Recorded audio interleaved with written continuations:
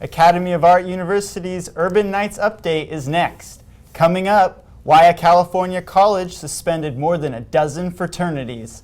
The hottest new social media platform, it started with teens and is growing in popularity.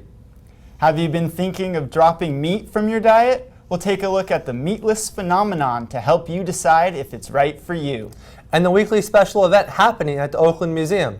All that and more coming up on Urban Nights Update next.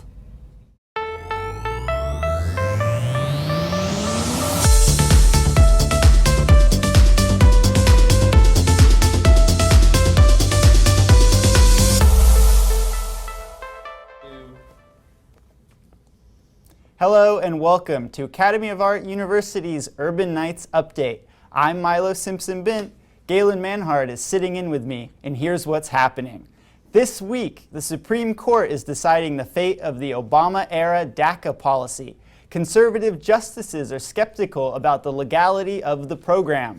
The Deferred Action for Childhood Arrivals, or DACA, is the policy of allowing people who were brought to the U.S. as children illegally to receive a 2-year deferred action from deportation. This allows a person to gain a work permit and an opportunity to stay in the United States. The Trump administration has been trying to slowly wind down the project for the last 2 years, stating that the program is legally questionable. With the addition of Justice Brett Kavanaugh, the court now has a decidedly conservative tilt, so the country is waiting to see how it will rule on this important issue. A dead freshman and fraternity life suspended. That is what happened at San Diego State University. After a freshman student was found dead after attending a fraternity event, but the cause of death has not yet been released. But reports say he fell out of bed. The university decided to indefinitely suspend 14 fraternities on campus, of which 6 were already suspended and 4 were under investigation. Aside from the 14 fraternities suspended, Greek life will continue to function as normal for the other 2 Greek organizations. In response to this deadly shooting, Airbnb has already begun pushing out new safety features to prevent any more incidents like this from happening. The CEO of the company has reportedly banned party houses and tweeted out some of the major changes that will be immediately put into place. One of which is a 24/7 neighbor hotline staffed by real people. Some other changes include Airbnb verifying 100% of listings, and they will also have to conduct manual reviews of high-risk listings.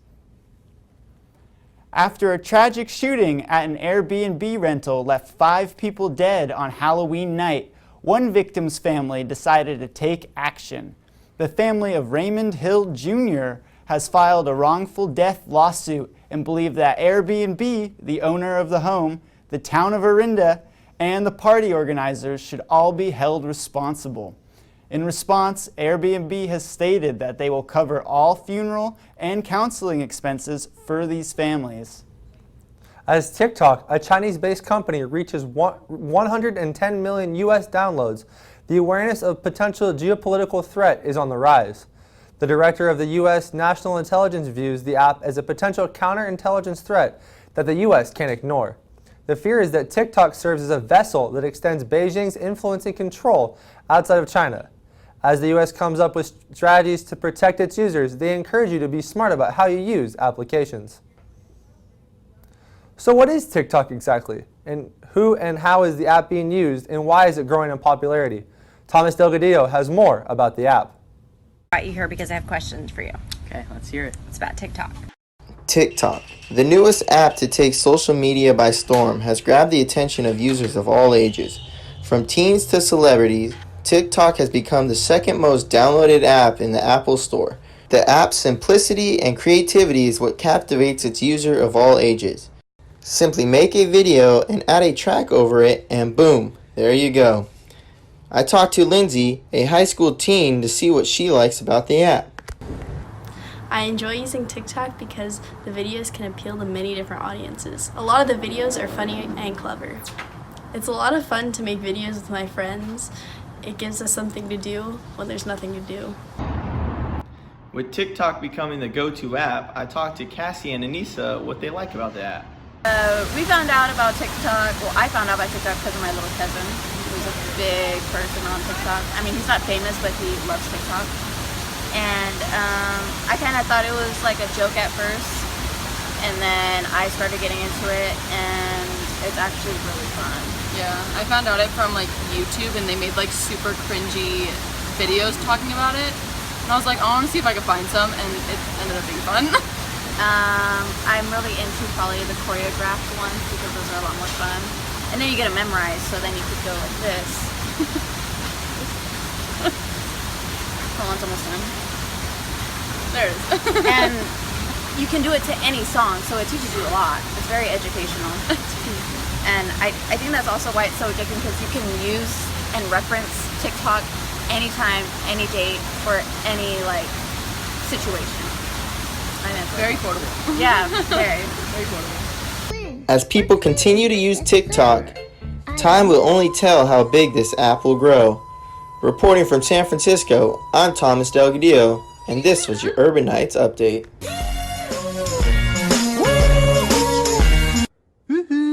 Big summer blowout? As teenagers all across the country obsess over the app, social media safety is trending in the classroom. Teachers across the country are taking the time out of their typical lessons plans to share with their students the dangers that come with social media and the internet. 1 in 3 San Francisco residents want out. A recent survey conducted by San Francisco's Office of the Comptroller found that 35% of residents were either somewhat or very likely to move out of SF in the next 3 years. This is not the first time people have wanted out of the city or California, with a state census concluding that 691,000 people moved out of the state last year. The Comptroller's Office also found that 22% of SF residents were not too likely to move and 42% not likely at all. Gen Z is making money. According to a study published by USA Today, workers around ages 20 to 24 are receiving pay increases of up to 6%, double the wage gain of workers throughout the U.S. Recent graduates are benefiting from the tightest job market in decades, with 3.6% unemployment rate just above a 50-year low. This has made it hard on employers to find qualified workers, forcing them to hand out modest raises to bring in more employees. This year marks the 5-year anniversary of CVS banning tobacco from all their stores, and it's a decision they don't regret. According to CVS's CEO, Larry Merlot, the actions came out of realization that smoking is the leading preventable cause of death in the United States, and CVS, as a healthcare provider, shouldn't sell smoking products. They hope to inspire other companies to take similar actions to create a healthier community, country, and world. This weekend, the American Heart Association will present 2 new studies that show how bad vaping really is. One of the studies even shows that vaping decreases the blood flow to your heart more than normal cigarettes do. Co-author of the study, Dr. Susan Chang, said they were surprised by the results. But with now over 2,000 cases of vaping-related illnesses, she warns all consumers to seriously consider that vaping can be more harmful than normal smoking, even if the vapor is nicotine-free. A team of 11,000 scientists is now urging people to eat less meat, not necessarily for health reasons, but for environmental reasons. The scientists are from 153 different countries, and they all co-signed a paper that appeared in the Bioscience Journal. The paper stated that the areas of action that can help slow the impact of climate change. One of the action items include food. The idea is to promote less meat consumption because it reduces methane gas and frees up land for growing food for people rather than animals. We've been hearing so much about plant-based diets lately. What does that really mean, and is it something you might want to consider? Alex Golombuski shed some light on the subject. Braylon has been plant-based for over a year now, but it's not always a choice for some people. For centuries, we have been taught that meat is the way to go if you want to gain weight and be healthy. But what people secretly don't know is that animals are just the middlemen. Think about it. What do animals eat? That's right. Animals eat plants, so it only makes sense to eat plant-based things. Not everyone believes that this is the correct way to live, but for some people, it has saved their life and allowed them to live everyday life with ease. Here we have Braylon, who will share his reasoning behind his diet. So basically, at the beginning of the year, I was having issue with my stomach. I was having acid reflexes, and I talked to my doctor about it, and pretty much she just told me that because of my family history, it would be better for me to switch to a plant-based diet, so my digestion system can work better. Now that we've heard someone who's been on this plant-based diet, let's hear from someone who's on the production side of it. A store called Whole Foods is a popular store where people go to get fresh products. We got a chance to interview someone who works here and explain how this plant-based trend has affected the demand for certain foods. He requested not to be on camera. Hey, so what's going on? This is Aaron at Whole Foods. So basically I would say it's a pretty big trend. A lot of people are trying to get on board with a healthier diet. So I would say the sales have pretty much increased over time. However, people are still into meat that is grass-fed and not actually plant-based, so those are still selling as well. But ultimately, there is a higher spike in sales of plant-based meats, and also there's still pretty steady sales of regular-based meats. So ultimately, everybody seems to be getting what they want. You will be surprised on how your body reacts to certain foods. Meat isn't always the answer. Plants are the new way to go, and it's healthier and actually tastes amazing. Here in San Francisco, Alex Golombuski with your Urban Nights update. A recent Grubhub survey showed that orders of vegan-friendly food have gone up 25% in 2019 compared to a year ago. A meatless burger? Impossible. Or is it? Burger King is going all in on the Impossible Burger trend that is sweeping North America. They are so invested, in fact, that they announced they will produce these Impossible Burgers in over 20 markets worldwide. Due to their acceptance of Impossible Burgers on their menus, Burger King saw their sales increase by 5%, which is the largest jump since 2015. Of all the major fast food chains, they are the biggest believer in Impossible Burgers. Nutrition trends are constantly changing, and sometimes it can be hard to understand what is worth your time. To better understand this, I explore what past nutrition trends are like and what present ones can offer you. Food trends. They're always changing. It seems that every year there's another popular way to lose weight and stay healthy. From a lemon and cayenne cleanse to a grapefruit diet, do these trends actually work, or are they a commodity? This is what Melissa Greenlee, a nutrition expert, has to say. As a consumer or as someone who uses a certain kind of diet, you have to do your research and you have to think with common sense. Like something like the grapefruit diet. Inherently, we know that only eating grapefruit, you're starving yourself. You're not getting enough nutrition from that. There's no protein in it. There's just sugar, and so you have to use your brain, basically, to decide. In the last 60 years, Americans have become more health conscious. A survey done by the International Food Council found that this past year, 36% of Americans followed some sort of nutrition diet, whereas in 2017, only 14% followed that diet. I want to know what makes the difference.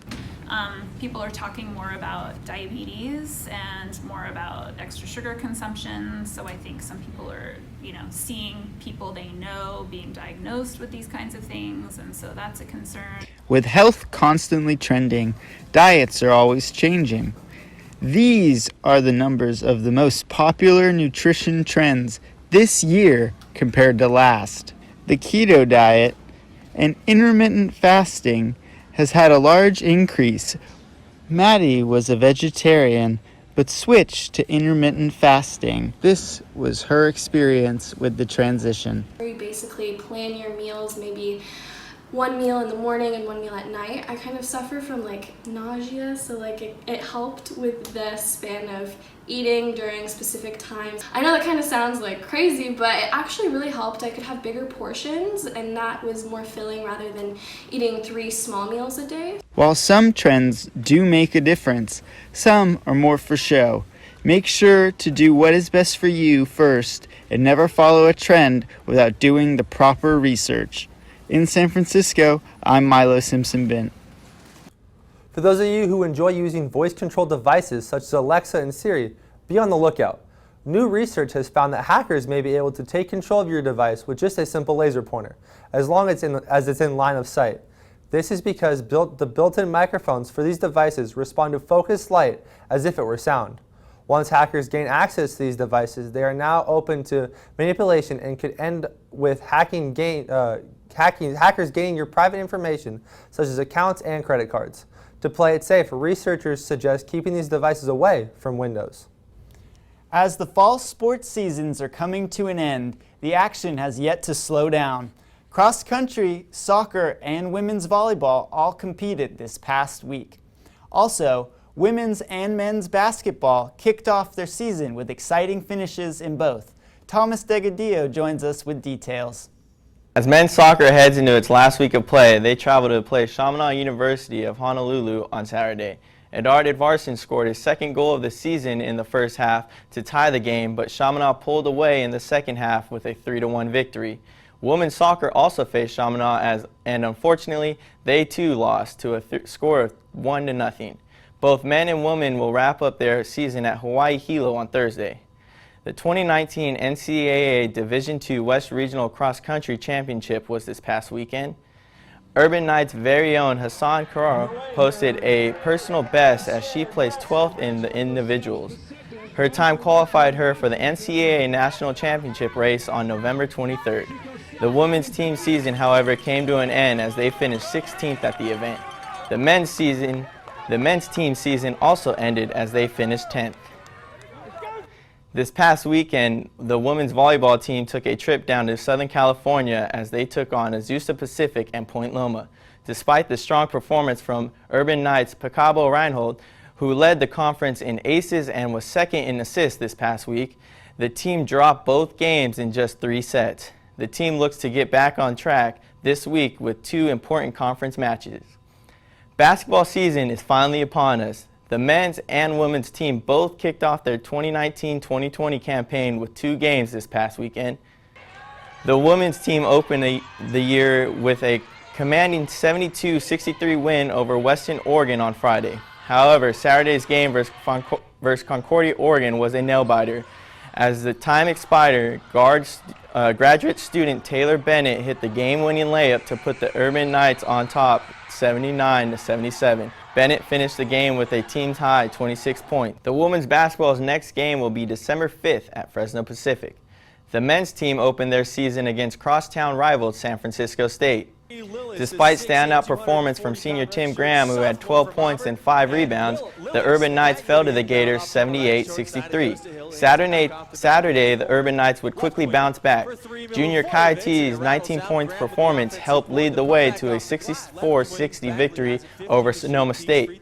Not only was this the first win of the season for the team, but also for a new head coach, Scott Waterman, as an Urban Knight.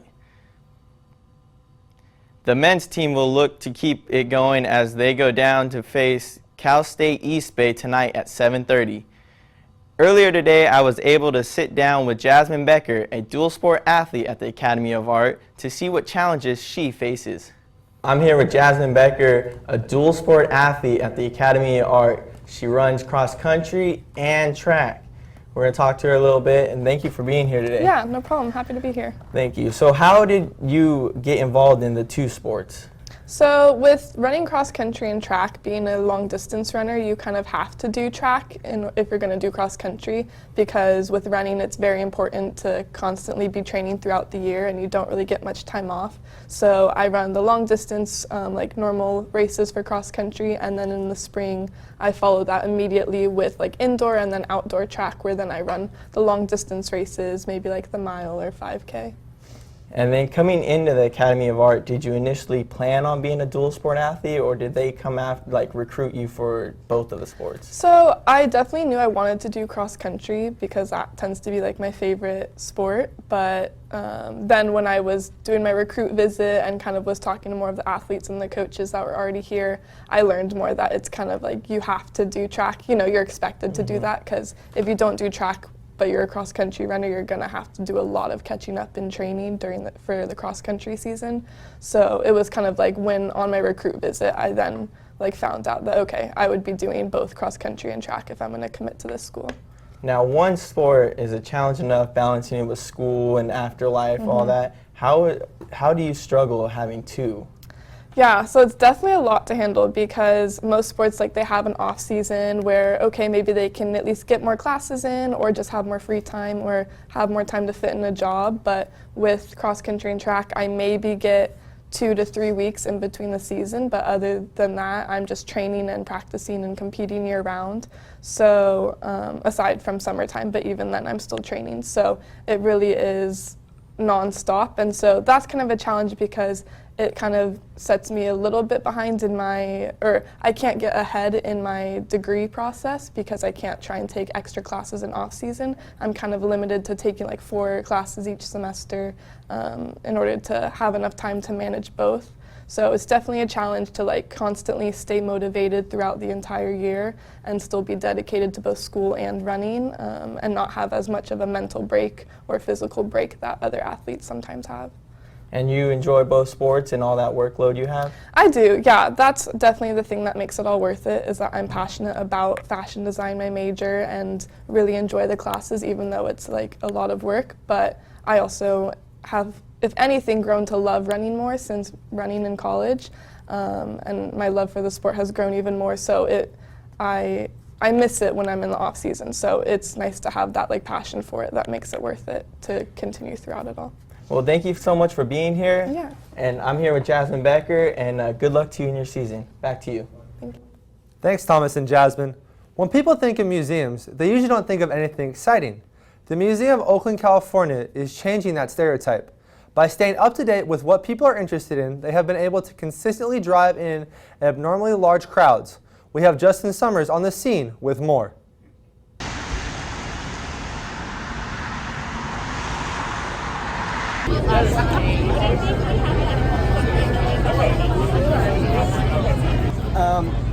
Yeah, so perhaps in the future I'll be more of a patron of Oakland Museum of California. But for now, it's neat to see people coming out. That was Bruce Wiseman.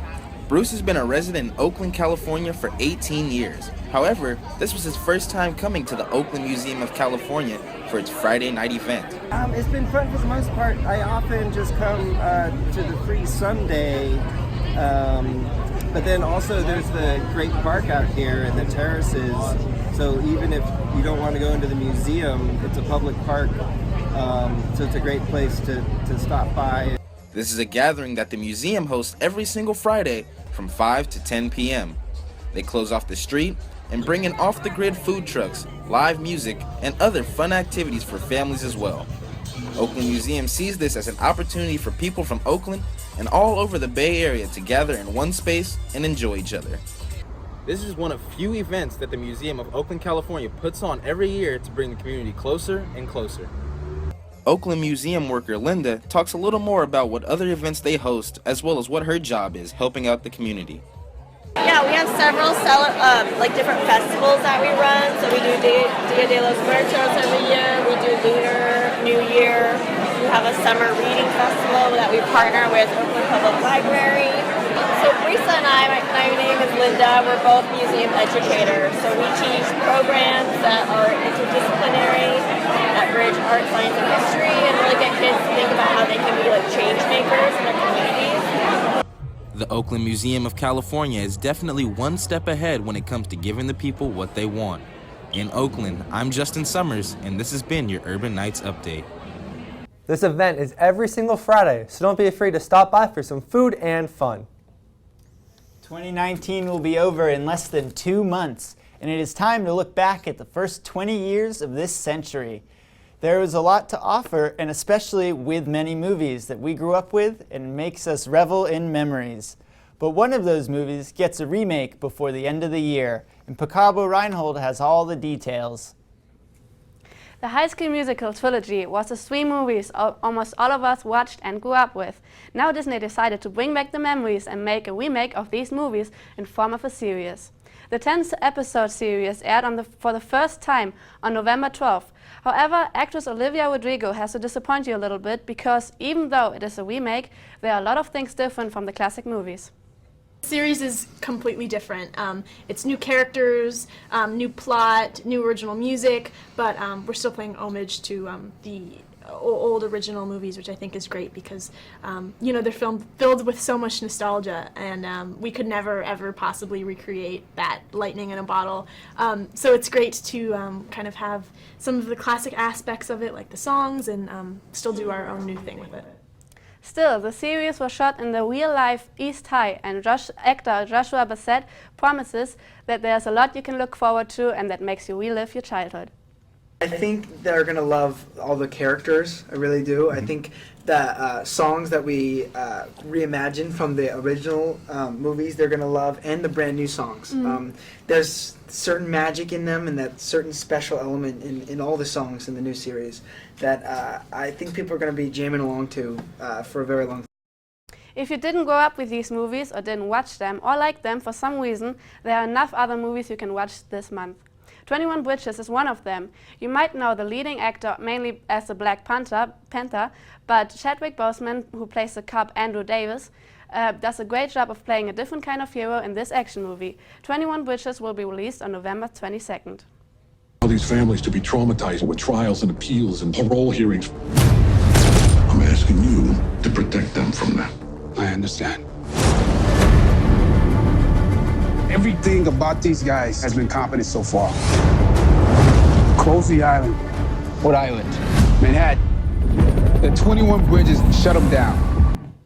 The movie covers an important topic of corrupt cops, and Chadwick Boseman can guarantee that the audience can look forward to a sometimes confusing but really intriguing movie. What you're watching, I guess, through the course of the movie is, are there any cops that aren't dirty involved in this? And you know, there's sort of this, the audience is trying to balance whether or not the bad guys are really bad or whether the good guys are really good. And so that's essentially the chase that you're seeing throughout.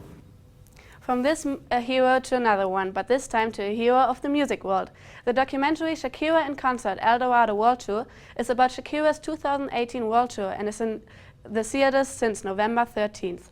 It gives the audience an inspiring insight into her journey of going through a tough vocal injury and coming back stronger and better than ever.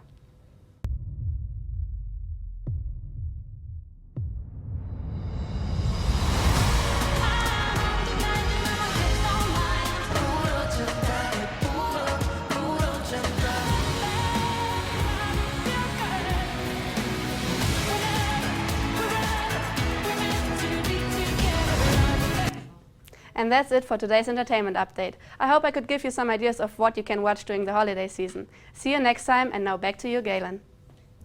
Well, that wraps up this edition of Academy of Art University's Urban Nights Update. I'm Galen Manhard. And I'm Milo Simpson-Bint. For everyone here, thanks for joining us. See you back next time.